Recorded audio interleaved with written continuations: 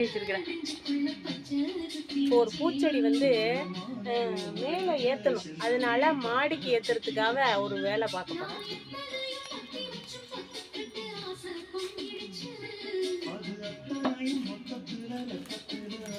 பார்க்கலாமா? பாருங்க. ஒரு வழியாக இந்த வேலை முடிஞ்சிருச்சுங்க, நல்லபடியாக முடிஞ்சிருச்சு.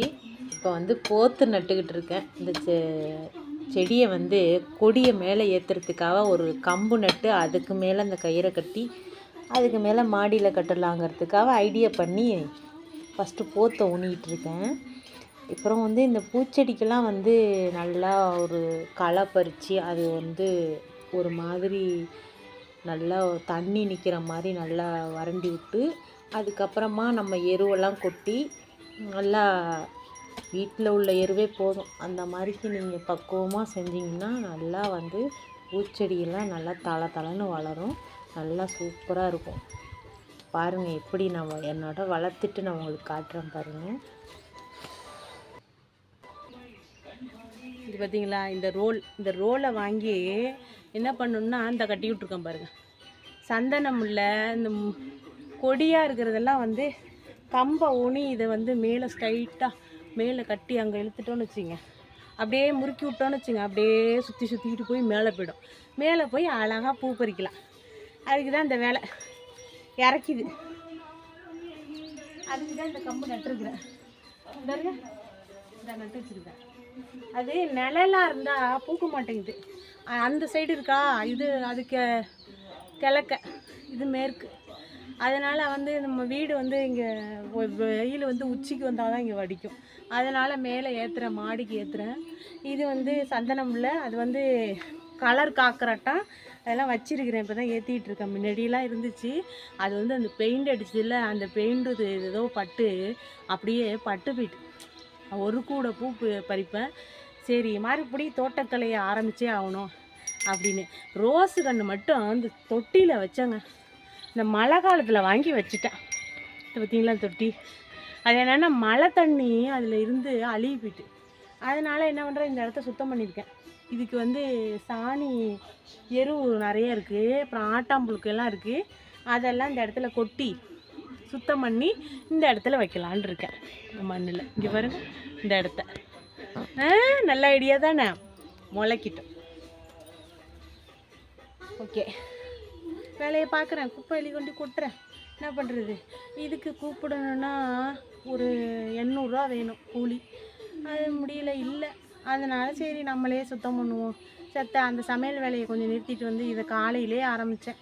சாப்பிட்டுட்டு வந்த கையோடு இதெல்லாம் வேலை செஞ்சிட்ருக்கேன்.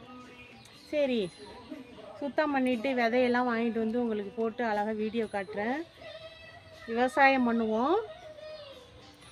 இந்த மாதிரி ஆட்டாம்புழுக்கையே நல்லா சேர்த்து வச்சுருந்து, வீணடிக்காமல் சேர்த்து வச்சுருந்து நல்ல ஒரு உரங்க. நீங்கள் வந்து கடையில் போய் வாங்குறத விட இந்த மாதிரி உரம் போட்டு செடியில் பூ பறித்து பாருங்கள், எவ்வளோ ஒரு சூப்பராக அவ்வளோ பூ கொடுக்கும், அவ்வளோ ஒரு நல்லா இருக்கும்.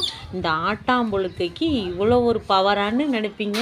இதை பாருங்கள், இதெல்லாம் வந்து காசுக்கே விற்கிறாங்க. ஆட்டாம்புழுக்கையை வந்து காசுக்கே விற்கிறாங்க. ஒரு மூட்டை 200 ரூபாயாங்க. எல்லோரும் புழுக்கை என்னமே கொட்டவே மாட்டாங்க, கடந்தால் கூட பொறுக்கி மூட்டையில் போடுவாங்க. அந்த அளவுக்கு பொக்கிஷமாக இருக்குது. இதை நான் வந்து யதார்த்தமாக ரோட்டில் போட்டு வச்சுருந்தேன். ஒரு அண்ணன் வந்து இது நான் கொட்டுனது, எங்கள் வீட்டு ஆளுங்க கொட்டியிருக்காங்க அப்படின்னு சொல்ல போக, நான் உடனே நீங்கள் கொட்டினதா அப்படின்னோடனே அங்கேருந்து அந்த அக்கா, இல்லை கங்கா நான் கொட்டலை, அவங்க சும்மா சொல்கிறாங்க, நீ கோச்சிக்காத, அதுதாங்க கொட்டியிருக்கு அப்படின்னு சொன்னாங்க. அப்போ அங்கே ஒருத்தவங்க கேட்டாங்களாம், விலைக்கு கேட்டாங்க அப்படின்னு சொல்லிகிட்டு இருந்தாங்க, இதை விற்கிறாங்க அப்படின்னு. நான்லாம் விற்க மாட்டாங்க, என் பூச்செடிக்கு தாங்க நான் போடுவேன்.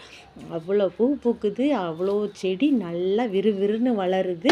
நீங்களும் இனிமேல் ஆட்டாம்புழுக்கையை வேஸ்ட்டு பண்ணாமல் இந்த மாதிரி அதை முழுசாக போட்டால் அது அதோட பலன் இருக்காது, அது உருட்டை மாதிரிக்கு அப்படியே கிடக்கும், கல்லுருண்டை மாதிரி.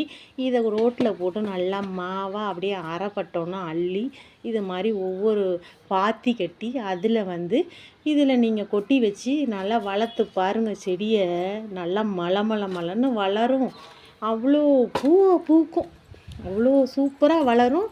எந்த செடியாக இருந்தாலும் இது நல்ல ஒரு நன்மையை தருது. ஆட்டாம்புழுக்கையை இப்பையிலேருந்து சேர்க்க ஆரம்பிங்க.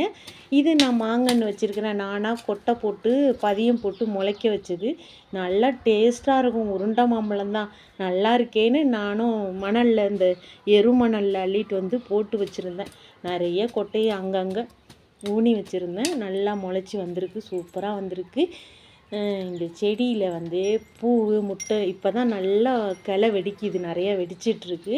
நிறைய முட்டு வந்தோன்னா உங்களுக்கு கண்டிப்பாக இந்த வீடியோ போடுறேன், மிஸ் பண்ணாமல் பாருங்கள். இந்த வீடியோவுக்கு ஒரு லைக்கை போடுங்க, சப்ஸ்கிரைப் பண்ணுங்கள். இந்த வீடியோ ரொம்ப பிடிச்சிருந்துச்சுன்னா லைக் பண்ணுங்கள், ஷேர் பண்ணுங்கள், கமெண்ட் பண்ணுங்கள், சப்ஸ்கிரைபர் பண்ணுங்கள்.